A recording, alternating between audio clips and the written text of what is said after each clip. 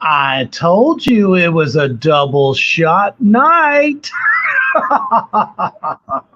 And yes, I'm still wearing my finest and Satana about to try to scrape it off. So I said, what the hell? I'm going to stay repified. Thank you for tuning back in. You guys were fucking awesome tonight. You're always awesome. But for tuning in for both shows, man, we're giving you an action-packed Monday night. Wait a minute. That's not what it's called. What is it called? Yeah.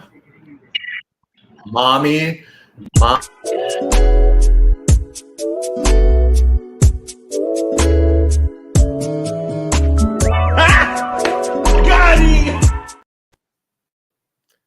I will never, ever tire of that.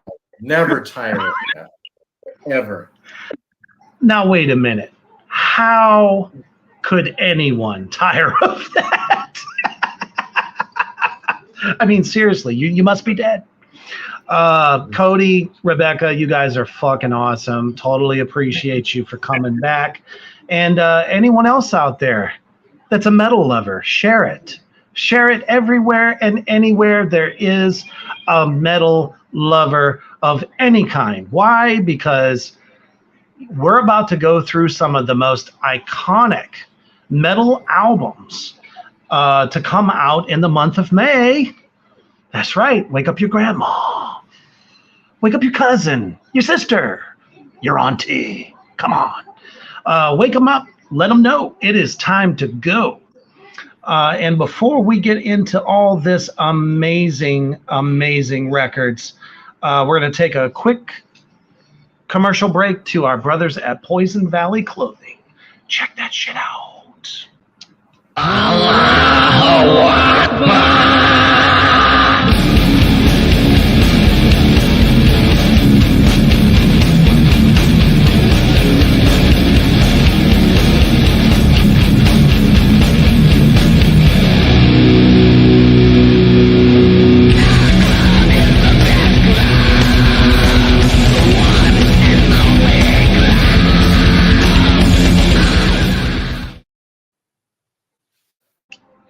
Oh, sorry.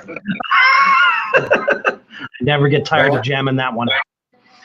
That is a song that when we start playing.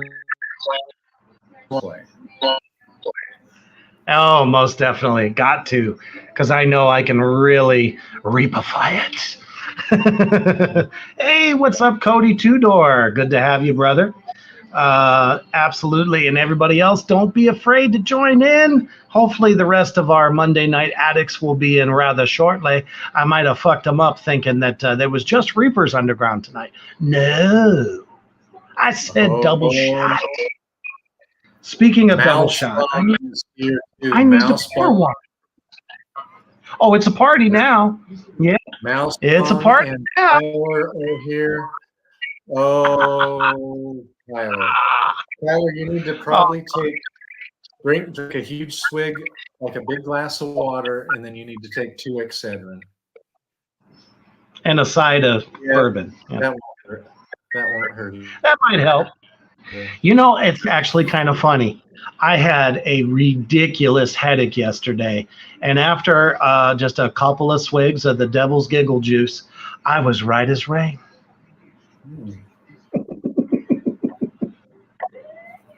So, what do we have for him tonight, kids? Wait a minute now. Check this out. So Mouse Bong says, I went to the doctor and they gave me straight up lean syrup. So for those of you out there that don't know what lean syrup is, it is a kind of like a liquid suppressant of some sort, whether it's for cough or cold. It's like taking a bunch of NyQuil, you know, nice little cocktail. Yabelka, what's going on? We got the party. All we need now is the Bongster. I mean, he's better known as shit. I just forgot his name. Damn it, Babylon Sun. It's been a long night, folks. Forgive me.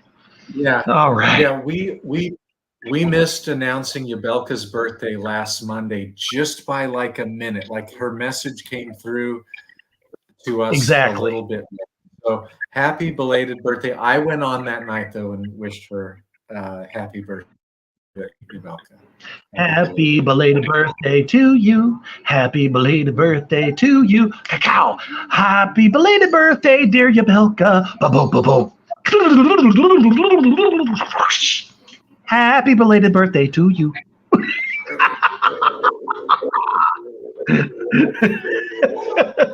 Oh, and just like in true addict fashion, she says, I've been partying all week. You see? Celebrate that shit. Enjoy that shit, because you just never know what the next day will bring. Or fresh hell. Anyway. All right. We are talking about have a true treat for everybody. We have a true treat for everybody tonight, because this to me is the most cram-packed list of guaranteed banger albums. I think we're only going to put up maybe like 10 photographs of the ones that we picked out to talk about, but you know, I'm going to kick myself in the ass for not choosing a whole bunch more. There are so many that are really, really to metal. It's hard, guys. It really is hard to pick just 5 per person. One of the things that I try to do is I try to do a blend of era and subgenre, because there are so many.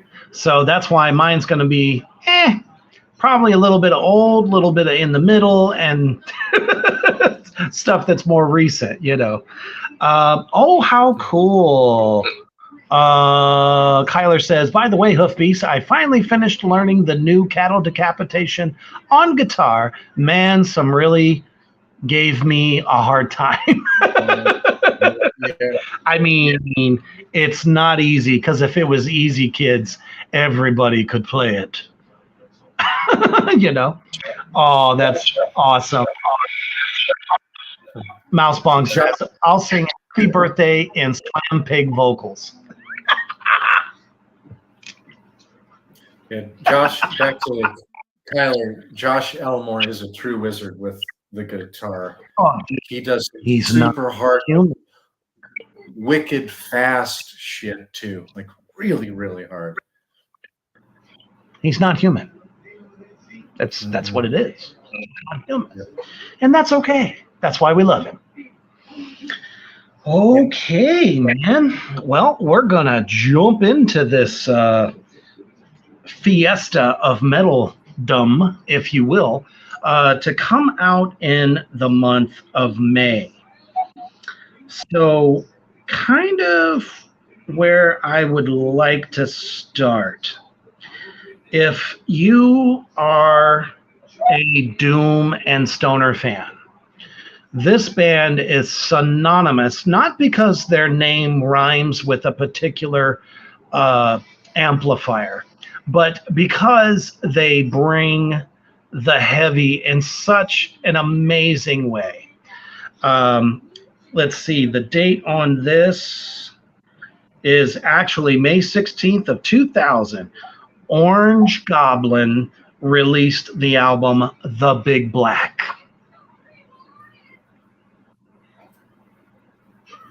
And let me tell you, it is quite the big black of an album. Metallica only wished they could have had a record like this. The sludginess, the fuzziness, just powerful riffage. Definitely one that if you are a doom metal fan / stoner, there's not a whole lot of stoner in there. Oh, now that's hilarious. Awesome. Mousebong says, I was literally just talking about Orange Goblin earlier today. She knows what's up. That's right. So if you're a Doom Stoner fan, they should be in your catalog because they can bring the jams in such a heavy, slow kind of way. Great musicians. God damn it. Cody says, Big Black what? Use your illusion? I don't know. Let's see. Kyler says the Big Black sounds like my ex's heart. Oh. Well, I mean, I think we all can agree on that as somewhere in time. But yeah, Orange Goblin is a band. I mean, obviously it's not very extreme, but Doom-wise, they bring a lot of that classic flavor, that classic 70s flavor that we all enjoy. And Sabbath had a lot to do with it, but they're high energy at times as well. So I would say definitely give them a shot if you haven't already. Was that their first album? It does not say that it's their debut, so I'm assuming it could be their second effort. I'll double check that though. Oh shit. Yep, that's right. I actually heard about this earlier this week. She says, speaking of Big Black, R.I.P. Steve Albini, legendary producer.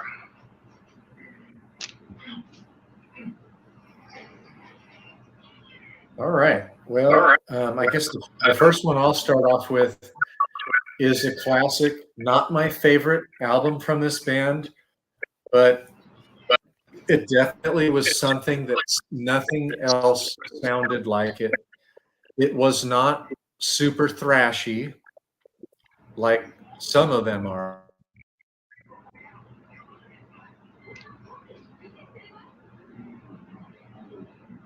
Did I lose you, Beast? Yeah, lost you too.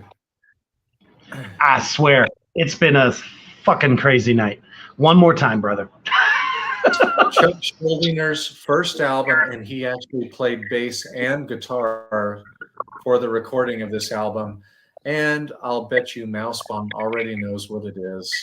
It is Death's Scream, Bloody Gore.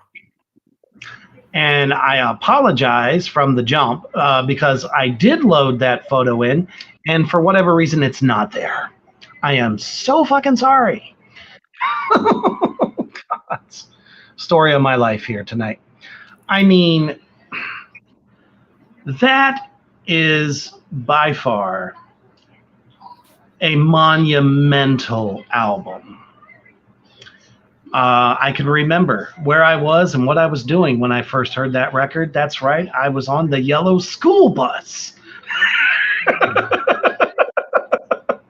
And my metalhead friend from around the corner that lived from me had it, of course, because for some reason his older brothers would always buy him the new stuff. And he brought it onto the bus, and I said, "What the fuck is this? Holy shit." It was like nothing I had ever heard. So good. Yep. Mousebong, was this, in your opinion, the first death metal? Because to me, this does characterize death metal began as. It's not thrashy. It's not a thrashy album. And the counter one that other people like to throw out is much more thrashy. And plus, Chuck Schuldinger's vocals are so fucking death metal. To me, they're much lower.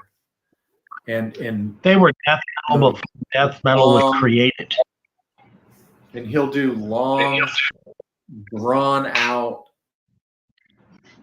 roles that he would hold on to for quite a long time that I really liked on it. Not my favorite of all of Death's albums, but it's really good. And to me, this one, dare I say, might be the most important to extreme metal.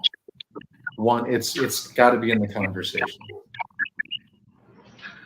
I agree 1,000% on that. Like Hoofbeast just said, I mean, it's not a thrashy album. I don't know why people think that one subgenre has to follow into another, creative place. In this case, it didn't happen. Death metal literally formed because of fucking Chuck Schuldiner.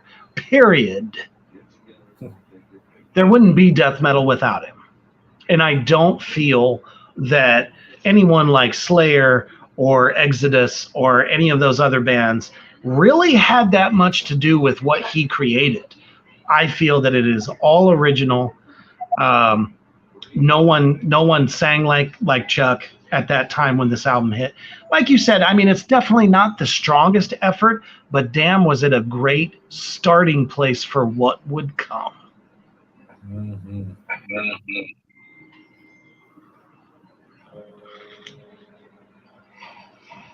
All right.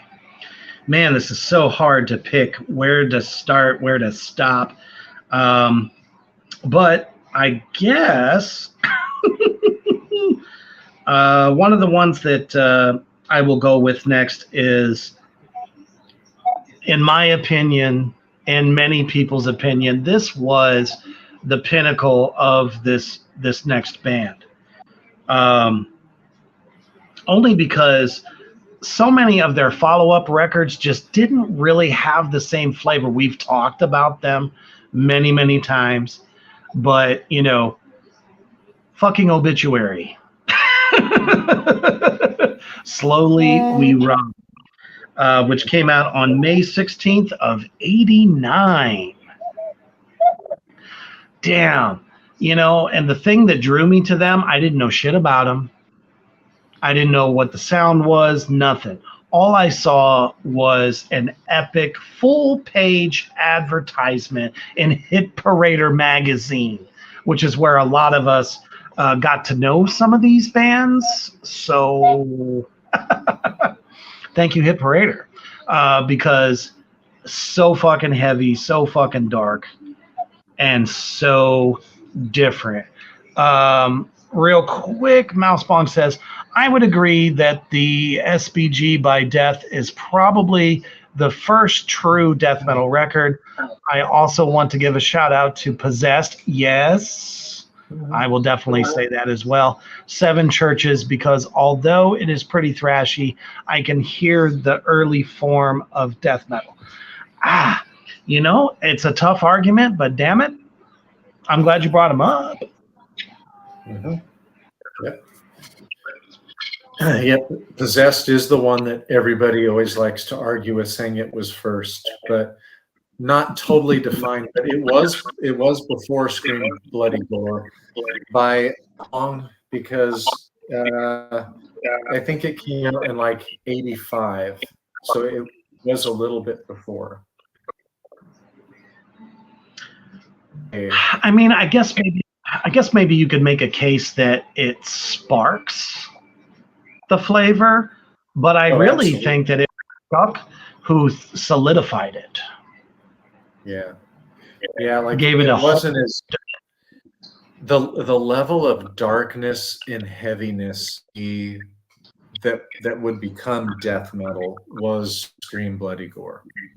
But yeah, like I can totally see where, and I can't really argue with him so much, like influence on, it's like a gateway. Yeah. That album from Possessed was kind of the gateway to what was to come with Death. So Reaper, when you first heard Slowly We Rot, what was it about that album that stood out to you character was that was so unique and different from everybody else? The drumming was way more fierce. It was a bit more technical, kind of like early signs of, extreme metal becoming a thing. I absolutely loved the double bass work. And the use of the skank is what drummers like to call it, like the skank beat, because it wasn't a full-on blast. Blast didn't really come into the fold until a bit later.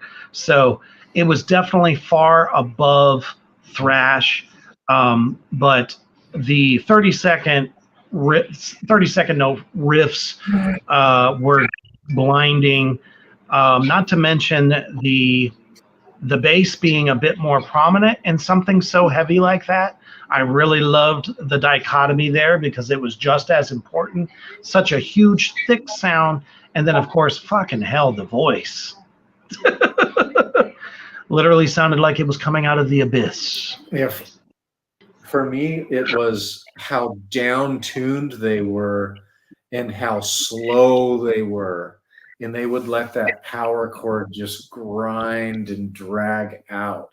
Nobody did that. It was that doom that I had felt in Master of Reality and in the songs off of Paranoid, but definitely in Black Sabbath, that you can feel in your chest. You can feel that vibration.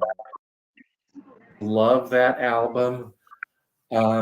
I was in the Army and I had already had, I hadn't heard of it yet. I had already heard of Obituary's Cause of Death that I think came out in 1990. I think that was like May of 1990, which was also an excellent fucking album.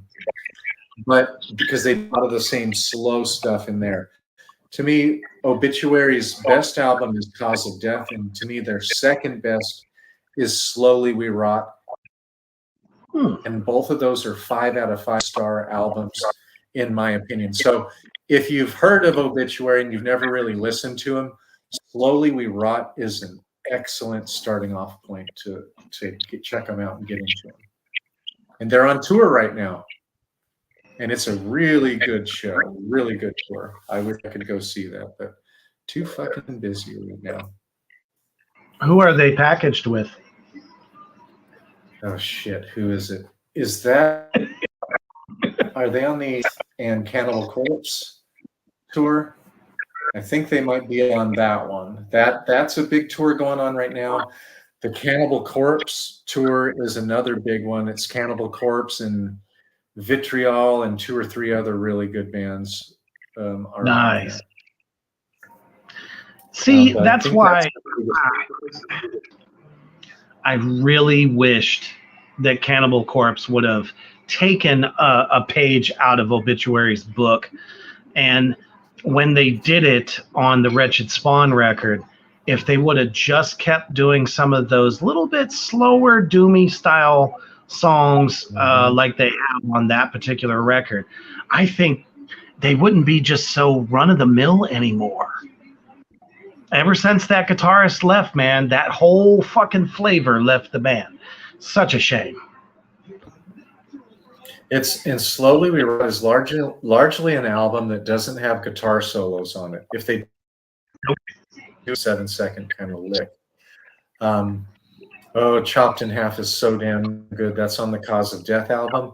And the difference between Cause of Death and Slowly We Rot is that they had, what was his name? Murphy. I think it was Peter Murphy. No, not Peter Murphy. His last name is Murphy anyways. But he played on Death's album, Spiritual Healing. And in the same year, he jumped to Obituary and played that one. Yeah, that's it. It's the Amon Amarth tour. Frozen Soul is a good band too. If you like Bolt Thrower, you really might like Frozen Soul. Although they have a really poser bassist. She fucking sucks. I guess Yabelka is going to be able to tell us what that show is going to be like since she's going Saturday. Frozen Fantastic. Frozen Soul's good. Yeah, Frozen Soul's really good. I saw them with Sengwa Sugabog and Vomit Worth, and there was one other band that I don't really remember, but that was right as we were coming out of COVID. So I was like freaked out standing beside people. I wore my fucking N95 the whole time. I didn't give a fuck if I wasn't cool in the South. I didn't want to get sick. And a fun fact, I have not had a fucking head cold since February 6, 2020. I don't know if it's because I wash my hands more now. I have not been sick at all. And I always was sick. I was a school teacher. I was sick like at least two nasty colds a year. But I had the Russian vaccine. When I was in Kazakhstan. So I don't know, maybe that's the difference. Maybe that Russian vaccine, they used old technology, whereas Moderna and Pfizer and the ones in the States use the more modern. But I've had Pfizer and I've had Moderna as well. But I don't know why I've not been sick here of my whole fucking life, or at least once or twice a year with a fucking head cold. And now it's been over 4 years without one. I'm not going to live. When I was teaching, I definitely got at least once a year, all the way up to 2020. And to be honest, I think after that point, it was like up to twice a year after that. So I actually feel like I think that COVID period definitely, after I got it one time, it's been more. But you know what, though? The thing I have to say is I shake it faster than I've ever done it. That makes sense? Maybe it's all the goddamn bourbon I drink. It just knocks it right out. I don't know. Maybe I've discovered a new thing. Who knows? Oh, yeah. So Yabelka says it's going to be brutal. And she says she's going to be in the pit. Please be careful. Yeah, I think they're around here on the 26th. And but also on the 26th is South Carolina. 1349 is on May 26th in Atlanta. But I think I'm moving to Nebraska on that day, so I'm going to have to miss that. Yeah. Honestly, I feel like Amon Amarth is going to get a run for their money on this show. I think they're going to get shown up. Oh yeah. I really do. Babylon. We got Babylon here. He said, "Moved already, Beast? Your room looks different." No, it's the same room. I'm on the opposite side, and most everything is packed up. So, it is different, but it'll be different because some of the times I think I'm coming down to Reaper's house, and we'll shoot these shows together. Damn, Skip. That way, if Reaper ever fucks up, I can rub and prep the back of his head and flappity on the back. So I'll take requests and I'll take donations for if you guys want Reaper to get a smack in the back of the head. The one thing I always say is that life is simpler when you're in the room with the other guy. It does make life simpler, but I still appreciate the process that much more because it causes you to think more, listen very intently, and basically using all of your brain power. When it's just you and you've got to do it, you know what I mean? Oh, now wait a minute. She wants to donate to have you smack her. Absolutely. Anytime, they're all for free. I would now if you want that to happen, it's very easy. Just come to Omaha on December 4th, because on December 4th is fucking more Suffocation, Uwada. It's a atmospheric black metal from Seattle, Washington, and fucking Mortiferum, which is Death Doom from Seattle. All four of those bands are really good. I have not seen three of those bands, so I'm pretty excited. I've seen Morbid Angel a couple of times, but I'm really excited. Anytime I can see Trey Asagoth play, I'm fucking down. So December 4th, if anybody else wants to join us there for that fucking show, plan it and come hang out and stay at Reaper's house. Okay. And she goes on to say, fuck yeah, imagine that meetup. Killer show, drinkies, and smacks. How about tickles? Yeah, tickles. There's also going to be lots of smoking too. Exactly. Yeah. Yes. So Mousebong and I will go off and we will have some devil's lettuce. Cody, I love you. $5 to rub, 10 to smack.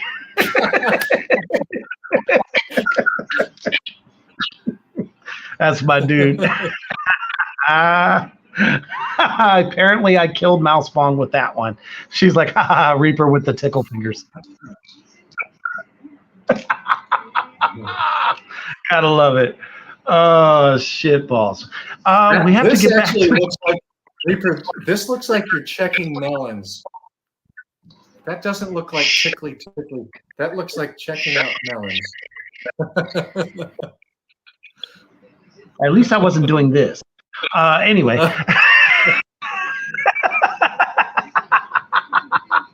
Oh, what the hell? Cody said could have been spurt fingers. I'm dying. Oh, what the hell? Oh, where did we go here? For the love. So Mousepunk says, okay, I have a sexy record for this list. Typo negative, bloody kisses. Yeah. Mm-hmm. How could we not forget the album that put them into the world metal universe? There's no better record to really, because I mean those first two records, they were throwbacks from Pete's original band. So by this time they were really starting to come into their own, and it's an iconic album. Thank you for sharing that one. Great. Yeah, and that's an awesome fucking album. Yabelka says devastation on the nation. Mm-hmm.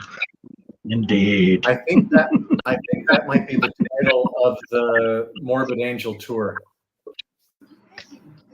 Oh my God. So apparently there was a mistake there. Cody meant to say spirit fingers. But then a Mousebong turns around and says, I think he meant spirit, but spurt is way better. I mean, who doesn't like to make it rain?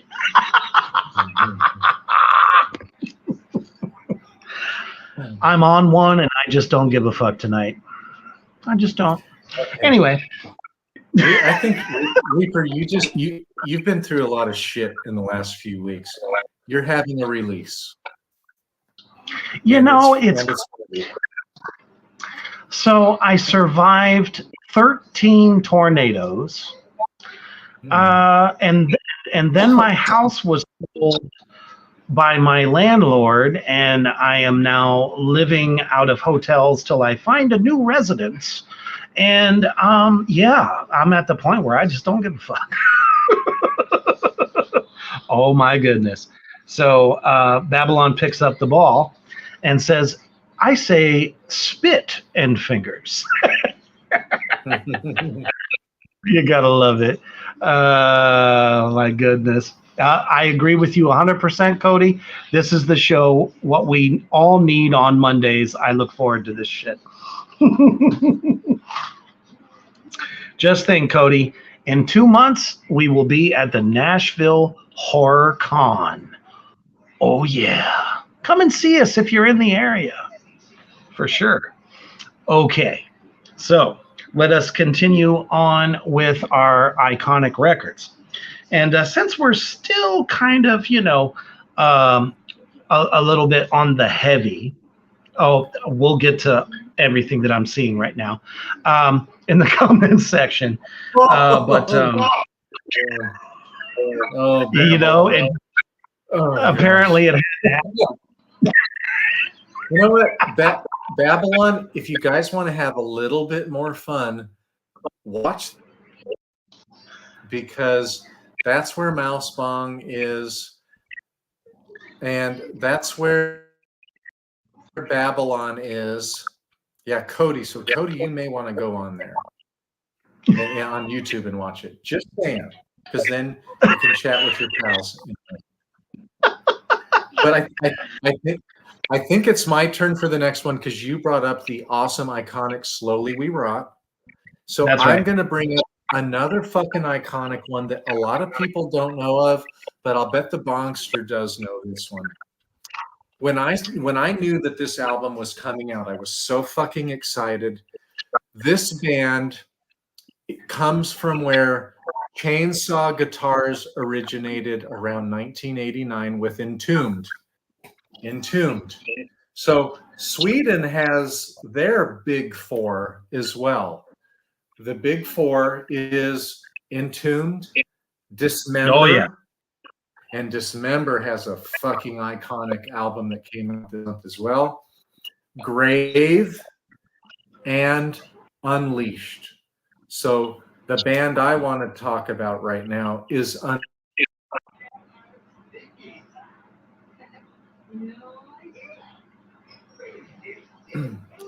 oh my gosh, did I want to see this fucking band. Unleashed, Where No Life Dwells. They don't have the chainsaw guitars with a heavy metal 2 pedal, kind of defined as Entombed did, but it's a banger of a fucking album. It doesn't really have blast beats because they were still doing kind of like really fast D beats through most of the time, but it does have pretty good double kicks. But what an outstanding fucking album. It's so damn good. Is that fucker not uploading?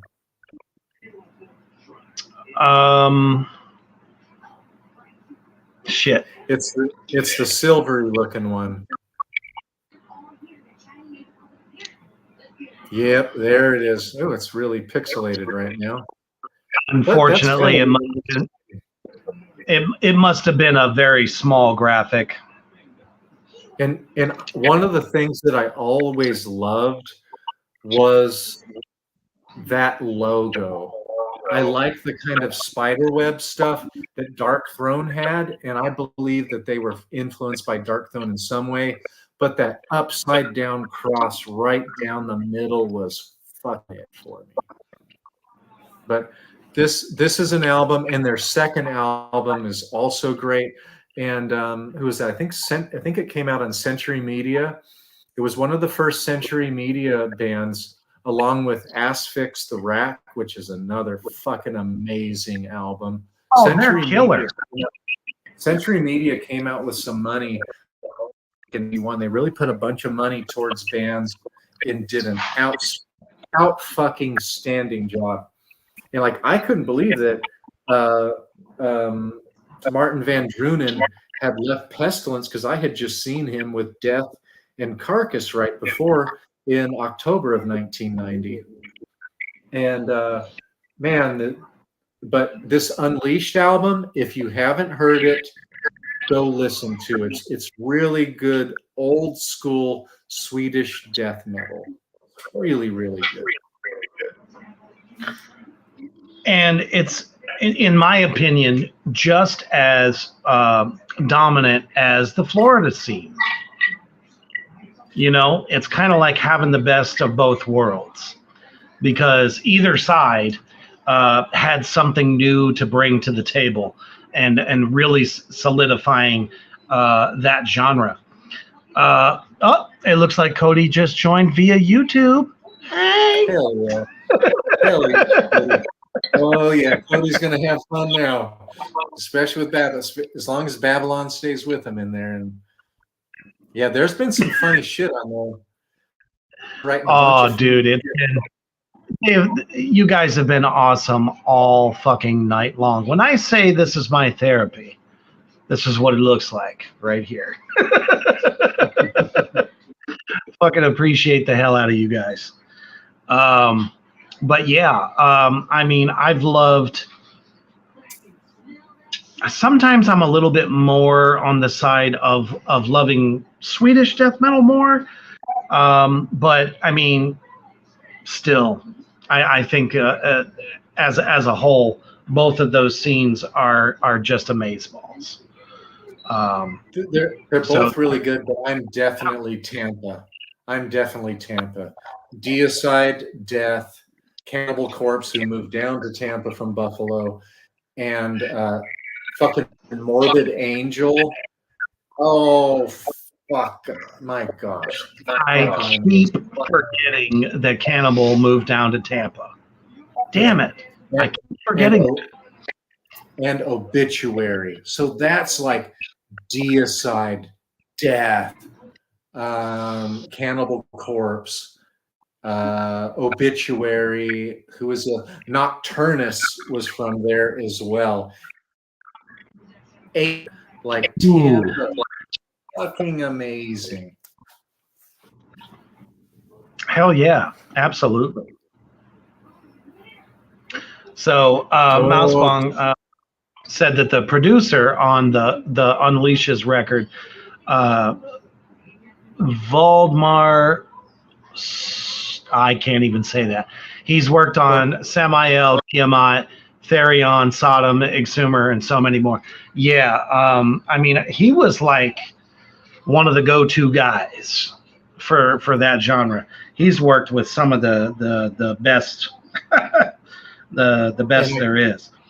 I think Tiamat's first album came out in 1991 as well on Century Media, and that is a fucking excellent, dark, satanic album. Really fucking good. I don't think they ever didn't put out one, just to be perfectly honest. I mean, their name says it all. I definitely like their work as well. And it's interesting that Mousebong brought up Therion, because on May 24th, 2004, Therion released the album Lemuria, if I'm saying that correctly. I could be wrong. And I've kind of been listening to them a lot more lately, and I do dig them. Yabelka says the best of the best. Mm-hmm. Oh, I'm definitely digging them a lot more. It's kind of crazy to me that I found them kind of late in the last 20 years, but damn it, I'm soaking it all in. It's awesome. All right, what's your next one, Reaper? Okay, so I kind of snuck that one in. My next one is a band that we've talked about so much on the show, and to be honest with you, I mean, they're beloved. They are badass in every sense of the imagination. On May the 24th of 2005, Nile released the album Annihilation of the Wicked. Oh, it's so damn good. Such a beautiful fucking dark ass record. So heavy. The interesting thing here that I found is that this is the first Nile album to feature George Colias on drums, replacing the original drummer, Tony Laurano. And I personally can hear the difference. The newer drummer on this record is fucking powerful. And I love the way the drums are produced. Very clean record. Just fucking heavy as fuck. It's a fucking masterpiece. Of the Wicked is the single most heavy song, most powerful, fastest song ever recorded. I don't think anything faster or heavier has ever been recorded than Cast Down the Heretic. I think it's the second track on that album. Cast Down the Heretic, that come out and the fucking guitar, it's so fucking blazing. I've never heard anything. What's it? So it's like the dude is doing a gravity blast, but on steroids. And it's not like Infant Annihilator, where I believe that they're doing some fake kind of shit to kind of just speed up the double kicks. It doesn't sound real. This shit is real. This fucking drummer is so fucking amazing. I think he's from Hungary as well. He's so damn good. I actually believe that type of blast was created over there. I truly believe that. I feel like, America is just now kind of catching up. I absolutely do believe that he was using Trigger's mouse bong on that. I forget. Infant Annihilator. They have been talked about as being cheaters for a very long time, and I'm telling you right now, yes, that is in fact what they were doing. He'll hit the beaters, but the triggers the extra notes. You better believe it. The only guy that they couldn't gut check was Raymond Herrera. So, yep, this record, I definitely had to mention that, because I do agree with you. I think that is one of the heaviest, fastest songs ever recorded. It's almost inhuman. Yeah, so I was trying to brag to one of my students. I taught at a school for emotionally disabled kids, and anyways, so I was showing this kid Cattle Decapitation, and he said, "No, I've got a song that's faster than that and heavier than that." And I was like, "No fucking way," because Dave McGraw was doing fucking gravity beats, and this is like gravity beats on steroids. Cast Down the Heretic from Nile on the Annihilation of the Wicked album. Fucking amazing. Excellent album. It's not my favorite album by them, but that song is the one that stands out the most outside of We Are Those Who the Gods Detest. Like that album is my favorite. That's an amazing album. So many good bands, so many good albums. That's a great one.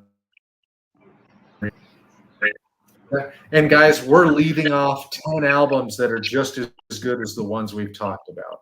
At least absolutely. Maybe 50. Yeah. May is cram-packed for metal releases. Oh, it's insane. Right. And I actually have a counter story real quick. So I had played an example because I was doing some music history. So I had played an example of in my infinite wisdom, some Cradle of Filth that was pretty fucking heavy. So one of my students says, "Oh, I know a song that's faster and heavier than that." I said, "Oh yeah? What?" You know what he said to me? And I had to laugh I couldn't teach after that. Dragon Force. Oh my God. I really want to hurt his feelings because, again, it was multi mental disability school. So I'm not going to hurt the poor kid's feelings, but I was like, all right, pretty cool.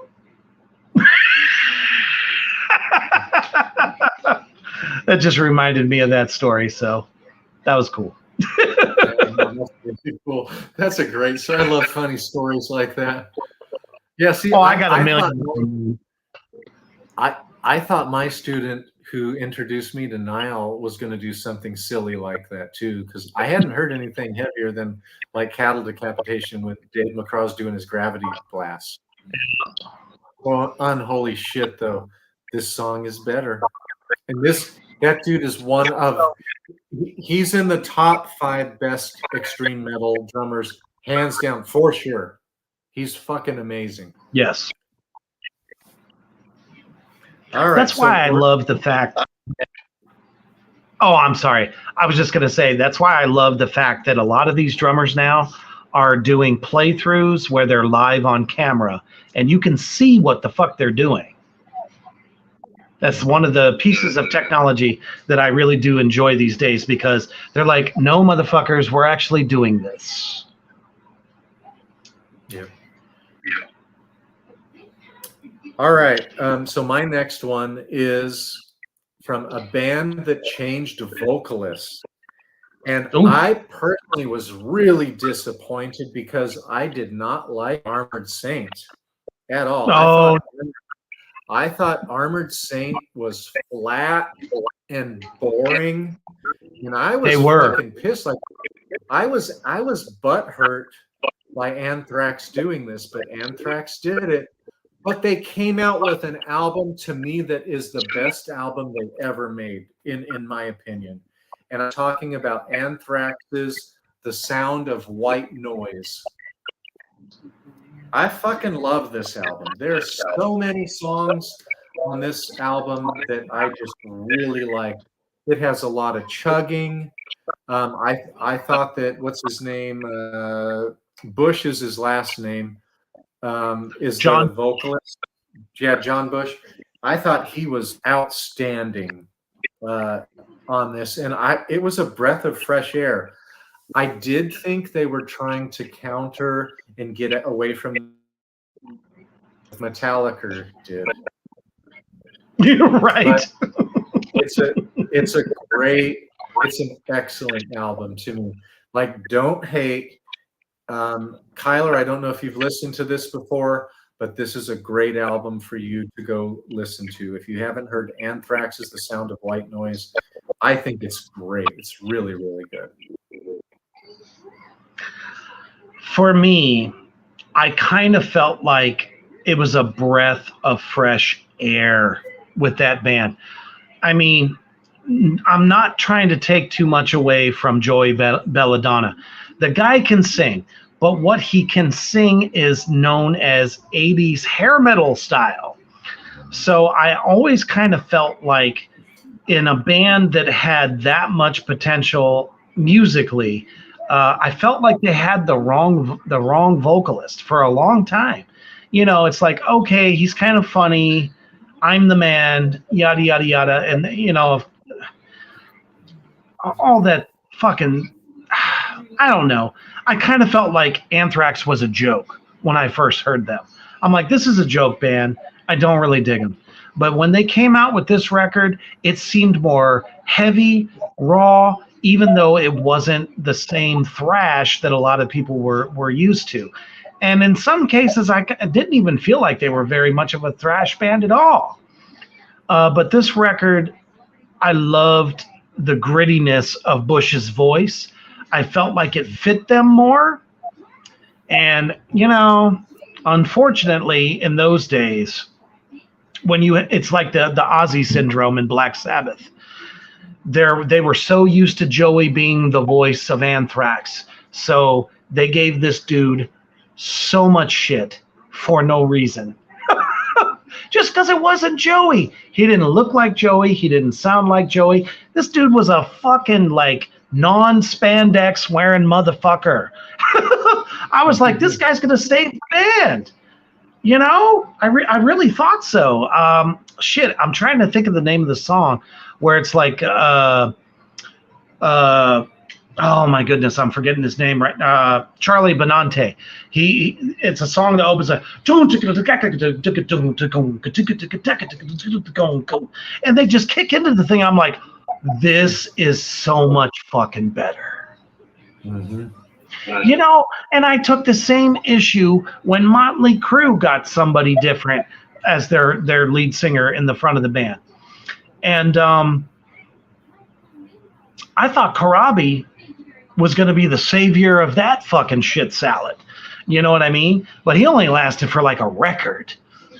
But if they would have kept him, I bet you we wouldn't have half the fucking videos that we got of Vince Neil today. You know? Here we go.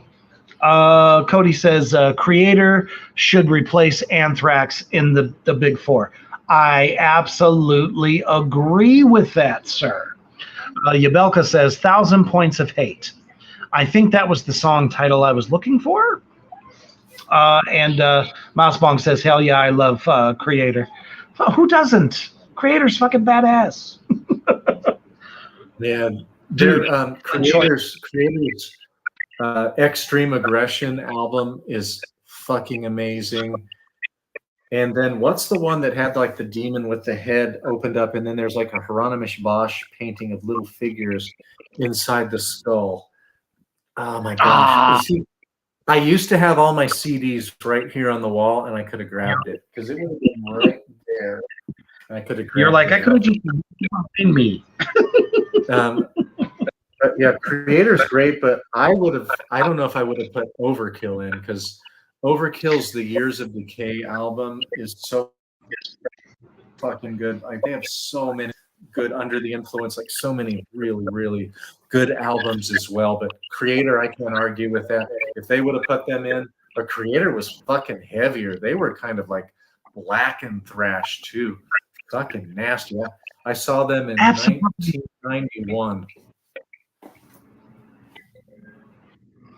Oh, hey, what's up, Aaron? Good to see you, brother. He says, I do enjoy how some bands evolving over time. And I really, this one in particular, I thought they were evolving in the right direction until the band just kind of said, well, the fans want the other guy. It's like Motley Crue did the same damn thing. And it was so funny. Speaking of that, because we mentioned Motley Spew for a second. And there was a Metal Injection article from the great Vince Neil that says, I hate the album Generation Swine, with a picture of his fat fucking head right next to the album cover. I'm like, dude, you are the swine.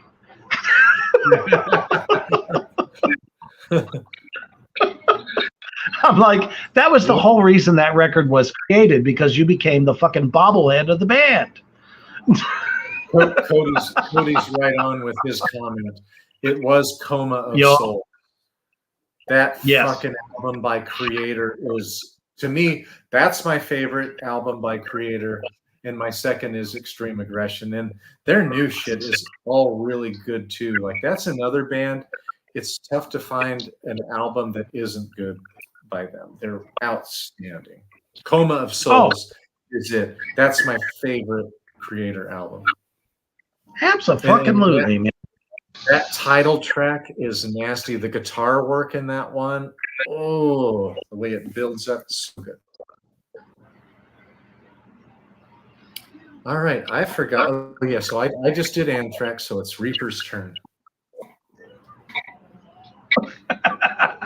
And of course, I got an iconic album for you. There's just so many of them.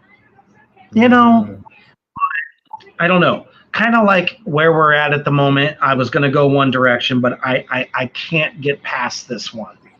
So we're talking about one of the most chaotic, controversial originators of black metal. I'm sure as soon as I say that, everybody knows who the fuck I'm talking about. But on May 24th of 1994, Mayhem releases their debut album, De Mysterious Dom Satanas, is what I'm thinking is the name of the record, only because, it's kind of hard to say. It is known as one of the most influential black metal records to date. Through all of the fucking shit salad that they had gone through, this album lives in infamy. And I don't regret the fact that this record came out, because if they didn't do it, we wouldn't really have all these other great black metal bands that are still with us today. Sure, the sound quality was kind of you know what I mean? But that was kind of its allure, in a way. It gave us something new, something that was definitely needed in the world of metal. So if you don't know this record, please go back, give it a try, give it some fresh ears, because everything from the riffing, the fucking staple fucking riffing of black metal, this is the record. It is first wave, correct? Yeah, no, it's second wave, but they actually had recorded most of these songs, and they were playing these songs live in 1988. It's just they had Euronymous dying. They had what was his death? The vocalist, he fucking died. So they had some. So I understand why, but to me, they are the originators. But Dark Throne had Transylvania Hunger. They had like 2 albums out before De Mysterious came out. So yeah, it's kind of a toss-up. But it's what nonetheless, absolute iconic album. Freezing Moon is that album, but there's like 4 fucking bangers on there that are really, really good. I saw them live about 2 years ago, and that was one hell of a fucking show. What a great time. Man. It's still really good.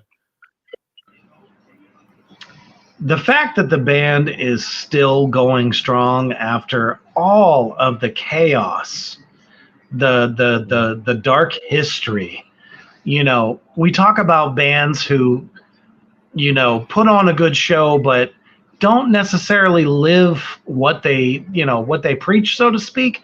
These guys were fucking in the trenches, didn't give a fuck. You want to say punk rock was the most, I don't know, the oppressed coming out and destroying everything they could. Fuck that. I feel like Mayhem raised that bar so high that nobody else could touch them. Yeah. And thank fuck it happened, because we got a great iconic record, and it has spawned so many amazing things in black metal to this day. Mm-hmm.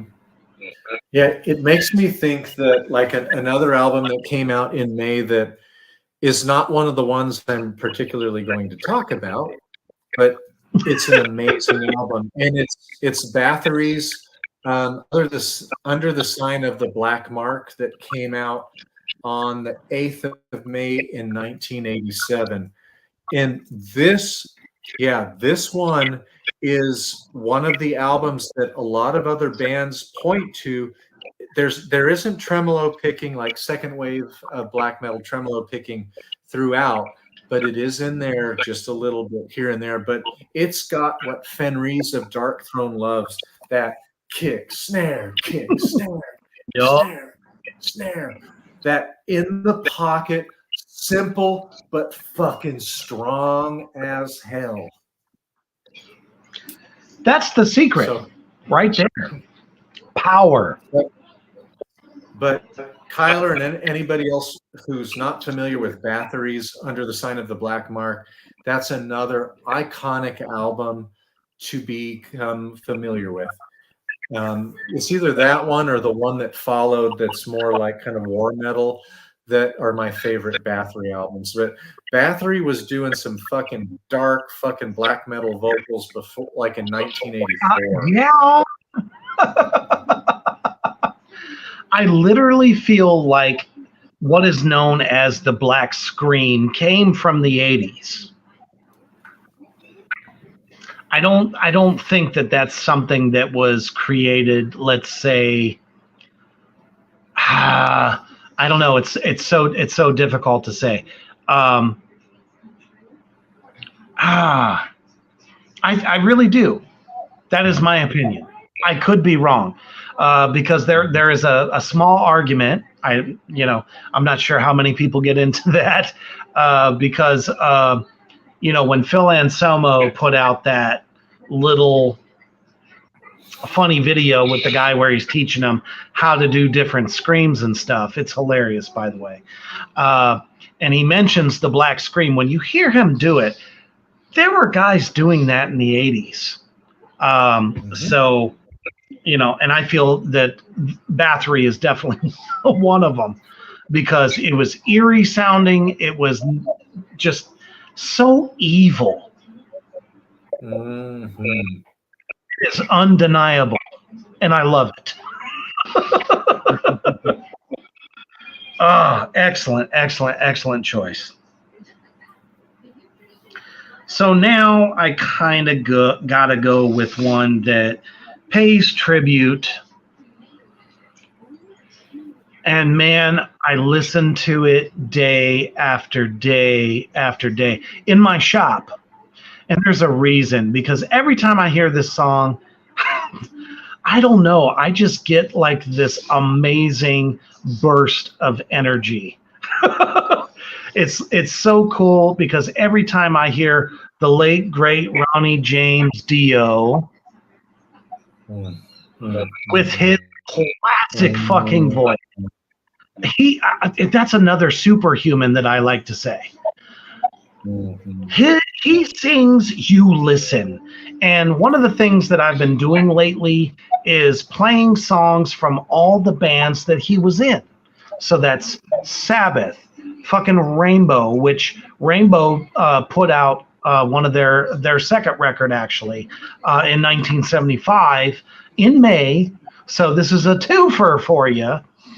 But in the month of May, Dio's iconic Holy Diver came out, and metal has been forever changed when this record came out. We talk about iconic solo artist albums, and Ozzy's first solo record, I mean, of course, it gave us the great Randy Rhoads. Fucking fantastic guitar work.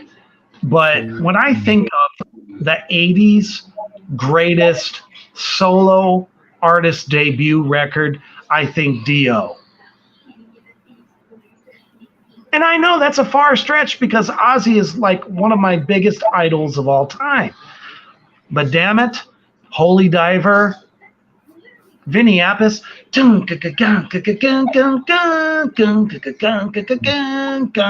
God damn it. You have no choice but to get up and get down. You know what I'm saying? So I had to mention that. I love Reaper's air drums. I'll take Reaper's air drums all day long. Shit, my air drums is better than Lars Ulrich.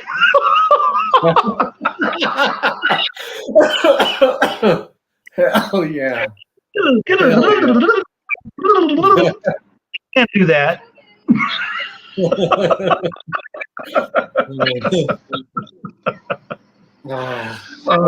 Anytime I think of Holy Diver, I think of being at my friend's house and I've already mentioned this on one of these shows before. We were shooting fucking cars driving by with a fucking pellet gun like fucking idiots. I love that. That had to be so much fun. I don't know. It just. Well, you knew you definitely hit. There was a big old cream-colored van that drove by. Big, fat, cream-colored van. And man, I hit that thing like 3 times, like, pop, pop, pop. And you heard ding, ding, ding. And the van stopped and we were down. Get off the lawn. You know? Oh, shit. We got some really good comments. Dio makes you want to run full force into a field of orcs and dragons and lay waste to everything in sight. Yeah. You know, and that was one of the things that was so great about him. Everything he sang about was so fantasy-like. And I don't know. It's like, you know, we talk about some of the things about great metal records is it takes us into another world to where we can step out of our shitty daily lives. But for, you know, what, an hour and a half of someone like Ronnie James Dio, and Dio, you know, synonymous, for that hour and a half, you got to escape that world with him. And that's why I think that this record was so fucking important when it came out. It was really, really good. It was so popular. Everybody wanted to go to his shows. Everybody in 8th grade and 9th grade were wearing Dio's shirts. That, along with Iron Maiden, those were probably the 2 most popular T-shirts that you saw anybody wear back in those days, for sure. See, now you're going to have to bring up the next one.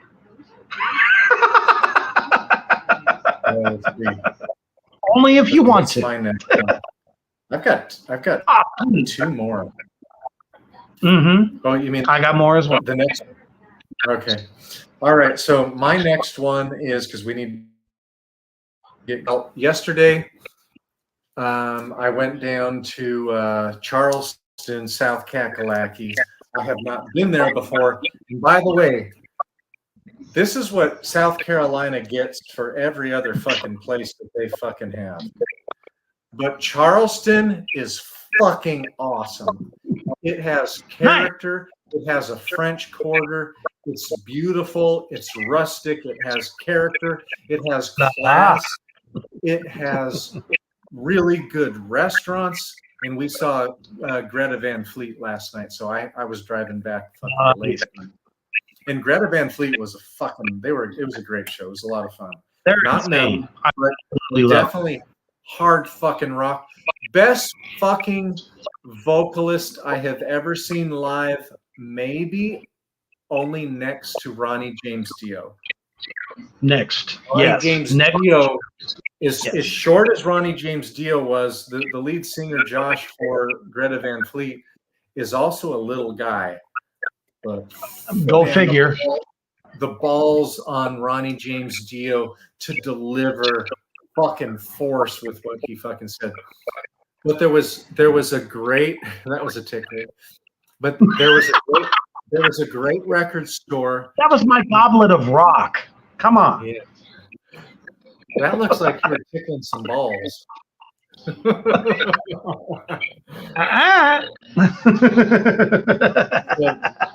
Anyways, I went to a great vinyl store that's in downtown Charleston, South Kakalaki.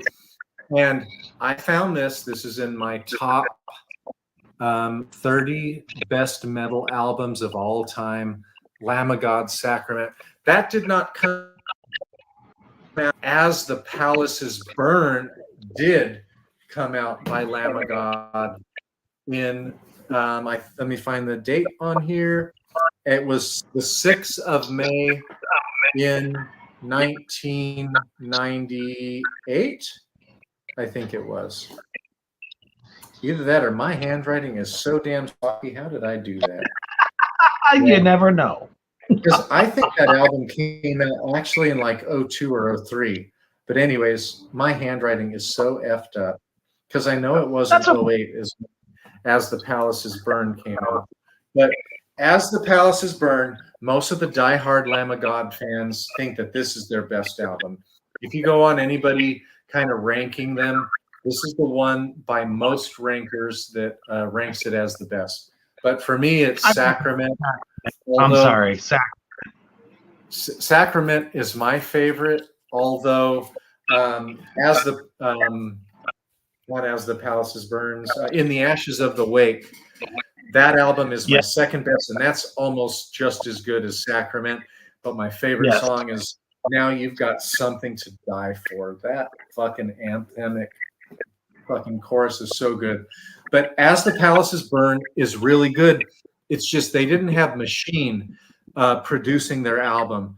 And Reaper, if I could probably have any producer produce one of our albums, I would get Machine. Machine knows how to take fucking blast beats and keep it extreme, but also find the most pure, clean groove that there is. And I think you would really, really like him because you're really a groove. You're a groove doom drummer with kind of jazz, weird fucking creative jazz accents that go in there. But Machine is excellent. But if you haven't heard As the Palaces Burn, it's really fucking heavy.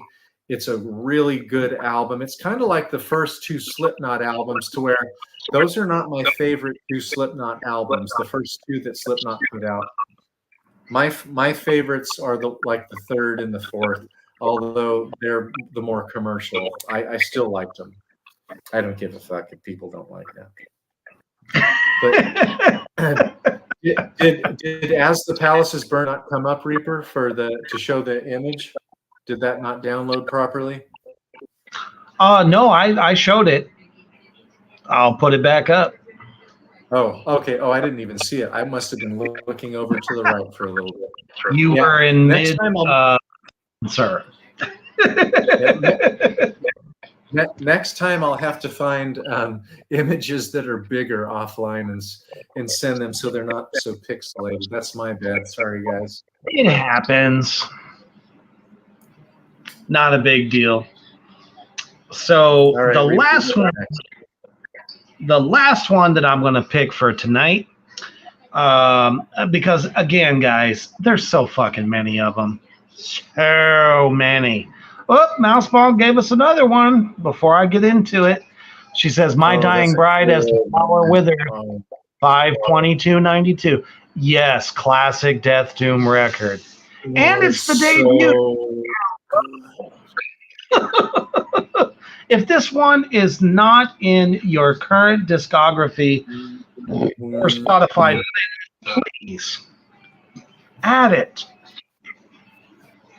Yep. Like so many of the old ones, I have that CD from its original printing. Oh, that is a really good one. Like back then, to me, it was Paradise Lost, Cathedral, and My Dying Bride from like 1991 to 1993. Those were the tops in Death Doom. And I would even say maybe even Funeral Doom, especially Cathedral, Forest of Equilibrium is fucking Funeral Doom to me. And it's fucking amazing. And fuck all those fucking reviewers that never put Forest of Equilibrium by Cathedral down. And that was a December release that we'd done as a fucking amazing, outstanding album. That's an album that I'm still looking for on vinyl because that's in my top 30. It's one of my most influential albums as well. But My Dying Bride is class, maybe more sophisticated in what they are doing, but they were just about a year behind Cathedral.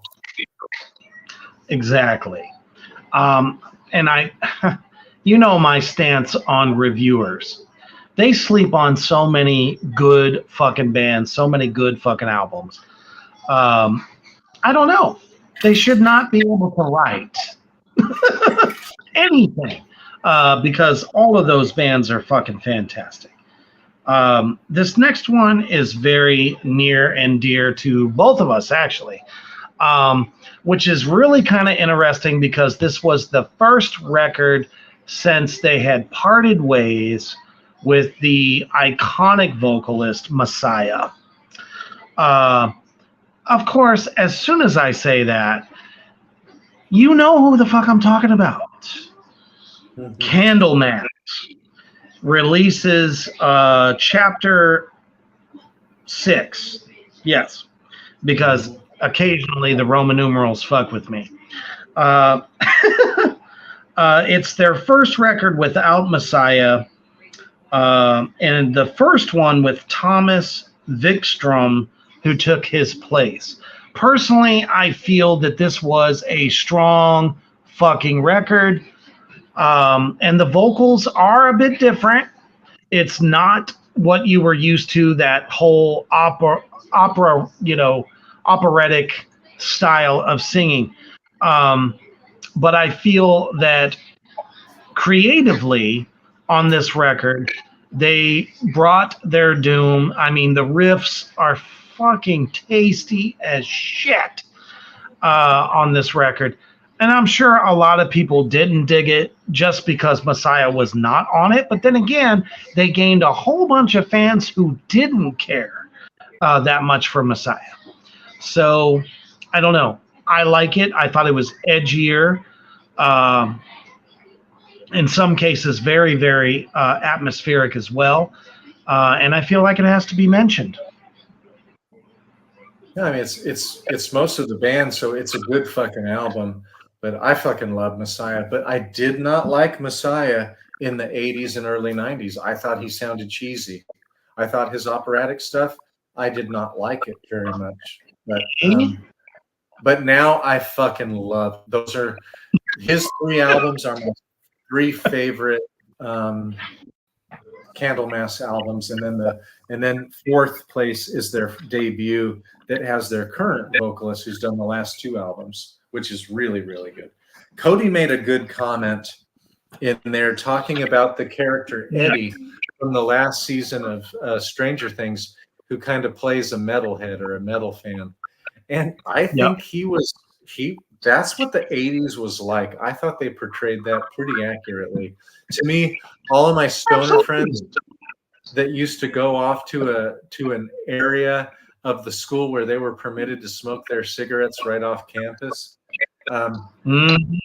Eddie reminds me of all of those kids. And I didn't hang out with them because I was into punk. So I was dating the girls who were the goth girls or the mod girls who liked The Cure and the Bauhaus. Right. Those were girls that I dated, and I had punk hair and stuff. I really wasn't into metal so much just yet. I had been dabbling there, but I still was into the darker thing. Yeah, the goth girls with their black lipstick and their dark makeup and their weird haircuts, they were very eccentric and they were mysterious. Therefore, they were mine. Exactly. I mean, they, loved all of my favorite things because I was an avid horror fan. So, anything from graveyards to caskets, their use of rosaries amongst just the dark allure. Of course, I'm like, hey, did you know I read the Satanic Bible? Because the first time I ever read it was when I was 13. So sure, I was in. But yeah, just like Mousebong said, we kind of giggled at the operatic vocals of Messiah, which is why I really dug Thomas on this next record, because he brought a little grit. He brought something a little bit new to the table. And I felt that it fit them very well. And of course, like you said, they had most of the same guys. So you're gonna get those awesome fucking riffs. The drumming is fantastic, but I definitely dug Thomas a bit more than I did Messiah. Sometimes when I do look back, I do like some of the Messiah stuff, but I definitely dug this record. I just feel like Messiah transported us to a story. And in with that story, he made me feel that a lot more. But I couldn't get past it in the 90s. Like I was just like, that sounds like shit. I almost want to say it was like the golden age of them.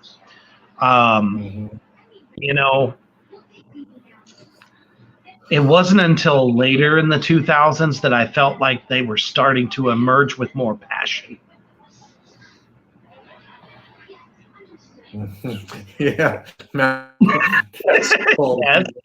Yes, absolutely. Come on. He's even got the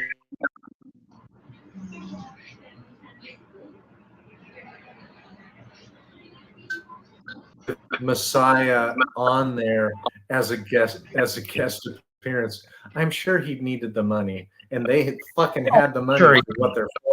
What their fourth season? They definitely had the money to bring Messiah in. That would have been fucking awesome. Okay, so the last one I'm going. Go ahead. Dio would have been a better dungeon master. Oh, hell yes, he would have been amazing. All the fucking way. But he had passed away nonetheless. So on the 1st of May, 1995, a band that Reaper and I are going to go see, and maybe some of you others might join us in Omaha on December 4th. The second band, I don't know who's going to be opening. I guess maybe Suffocation's going to come on right before Morbid Angel. But Suffocation came out with an amazeballs fucking album. I think it was 1995. Yeah, May 1st of 1995. They came out with Pierced from Within. Oh, I sent another one that was too small. It was just a little too small, but we do get the general idea. Yeah. So a lot of people will say their debut was the best. I think that was 1991. It's a fucking amazing album. It's really, really good. But this album, these are the fathers of slam in a certain way at times, where they kind of slowed things down, and they're so fucking brutal. And this is probably my favorite album by Suffocation, Pierced from Within. Great guitar solos, great soloing. And Suffocation is a band that I cannot say that they've had excellent albums through and through and through. They'll have an album, it's not terrible, but they'll have like a flat album that's just like kind of not too memorable. It's a really good album. So if you want to go check out Suffocation, I would either listen to their latest one that came out in November. That one is fucking amazing. It just came out later. They're going to be playing a few songs if you guys come up to Omaha, Nebraska on December 4th. It'll be fucking cold. Can we promise them some snow? Or maybe not any snow sticking around on December 4th. Oh, but it'll be cold. But not too cold. Yeah. Definitely. Unfortunately, they do fall in that category of bands that have really, really great fucking records. And then it's like, did you get uninspired? Are you just regurgitating, what you had before just to keep going? And they do. It does happen sometimes. But you have the time change, the tempo changes are there for them, and just fucking heavy shit. The new guy is just as good as Frank Mullen. He's outstanding. Frank Mullen just did. Oh yeah. Frank Mullen. Frank Mullen did sing on one of the songs. I guess he just didn't want to do the touring anymore. But this is one hell of an album. Austin says, I would if I was out that way, trust and believe, but I'm stuck here in Massachusetts, and yeah, I'm already saving money to visit Tennessee. Well, if you're coming to Tennessee, you might want to wait until the Nashville Horror Con, and then you can hang out with me and Cody. He said, plus my birthday is coming up in a month. If you guys find your way out to Mass sometime, though, I might actually be able to join y'all. I love Massachusetts, man, especially Salem. That's the only place I love to visit there, just because it's roots. But anyway, yeah, I feel that. But yeah, Suffocation is definitely a band that I've enjoyed quite a bit. You know, this was a good one. Yeah, it's really one of the classic albums. It gets overlooked quite a bit because people often want to go to Effigies, and Effigies is their first album. It's really fucking good as well. But these guys brought something different to death metal, and I think the only original, the lead guitarist, he does most of the songwriting, and he's fucking brilliant. I can't wait to see them. December 4th, if you guys want to come party with us, we will fucking party. Oh, it'll be a good one for the ages. That's for sure. So that's definitely our synopsis of May releases. Again, it's one of those things where there are just so many motherfucking awesome records. I don't know if some of y'all get into Flesh God Apocalypse, but they had one in May 24th of 2019 called Valenio. It's symphonic black metal. I don't even need to say much more than that. But I do appreciate a lot of what they've done for metal.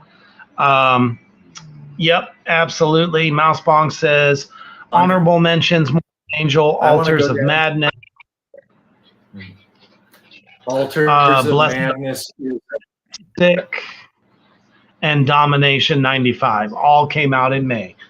Hey, there must be something about it. All fucking iconic albums, and the Altars of Madness is one that I wanted to bring up because I used to have that tattooed. The album cover was tattooed on my left sleeve. It was done by a guy who had just got out of prison, and he was doing prison tattoos, and he fucking sucked. But I went and had it fixed up. It wasn't horrible, but it wasn't a good tattoo. I went and had it fixed up by a different guy. But I want to bring up a few others that we didn't mention because May was arguably the most packed metal release month that we've come across with iconic albums. Thank you, Mousebong, for those, because Morbid Angel, those are all fucking amazing albums. Yeah. Iron Maiden's Peace of Mind on the 16th of May of 83. Iron Maiden's Brave New World, another really good Iron Maiden album, came out on the 30th of May in 2000. Flotsam and Jetsam came out When the Storm Comes Down, 1st of May 1990. That's actually a really good album that a lot of people don't know about. That's Flotsam and Jetsam. Grave, their first album, You'll Never See, came out on the 1st of May of 1992. That's one of the four big bands of Swedish death metal. Queensryche, Operation Mindcrime. I fucking love Queensryche. Fucking love that album. The political nuance throughout it, very welcome to me. I fucking love that album. Testament, it's a masterpiece. Yeah, it really is. Testament, The New Order, another fucking masterpiece. Yep. A lot of people will argue that they should have been the fourth band of the four. in America. I don't think so, though, but it's a really good album. It's the first Testament album I ever got to. That was the 5th of May, 1988. Pantera's The Great Southern Trendkill, a really underrated album. I would really recommend you guys go listen to that album. That came out on the 7th of May in 1986. Heavy as fuck. Sisters Stay Hungry. That is an album. That was my second album that I worshiped when I was in a freshman in high school. I fucking wore that cassette out. We all did. It's a great album. Twisted Sisters Stay Hungry. Morbid Angels, Altars of Madness. Thank you, Mousebong. Opeth's Orchid came out on the 15th of May in 1995. Another fucking, if you like Master of Puppets plus death metal, that's Opeth's Orchid. Amazing fucking album. My Arms, Your Hearse is also another amazing one that came out. Paradise Lost, Obsidian, came out on the 15th of May in 2020. That's a new one. Excellent album. Very, very, very good. 4 out of 5 star album. Amorphous' Queen of Time, more of a prog with some death metal flair to it. Excellent album. Came out on the 18th of May of 2018.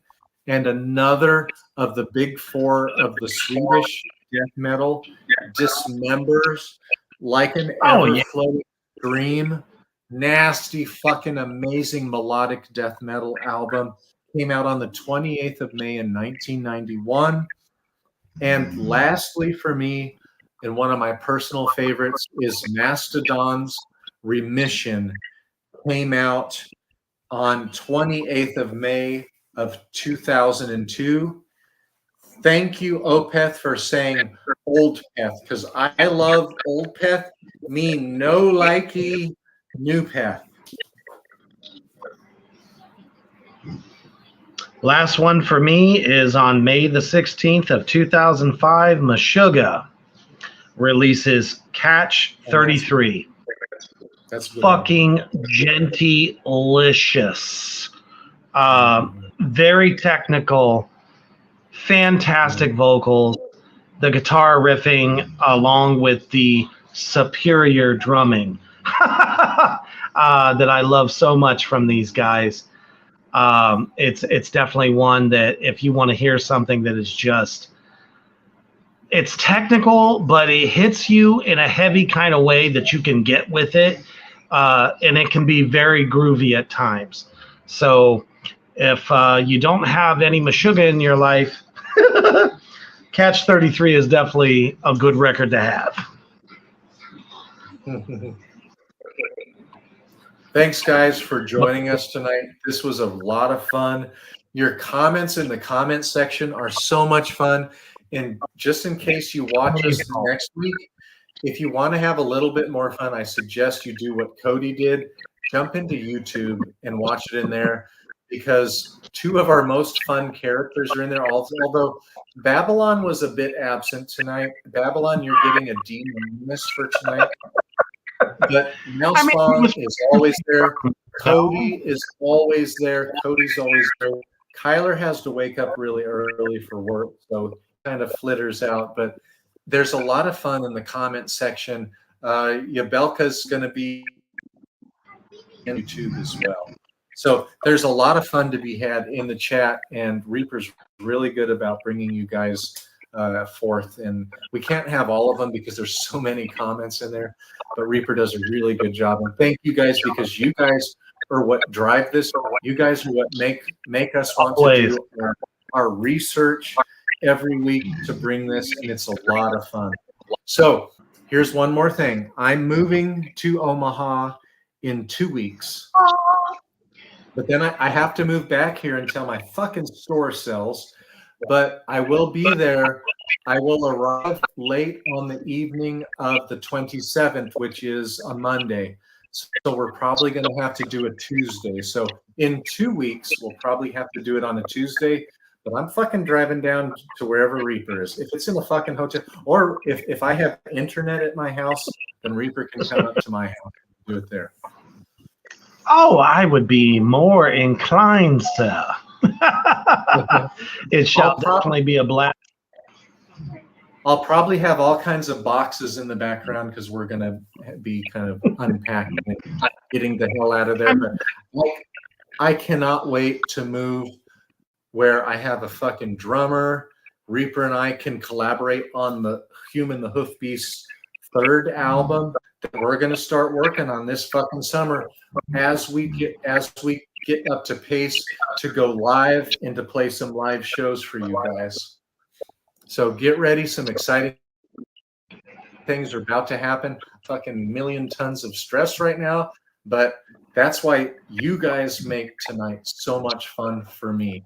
Thank you so much for all the fun you guys bring. I can't stress it enough, as I do every single time you guys show up for all of these shows that we have going on. Without y'all, there wouldn't be us. We'd just be two old guys talking about metal. Again, I cannot stress it enough. Thank you for all of you who showed up to Reaper's Underground an hour and a half ago.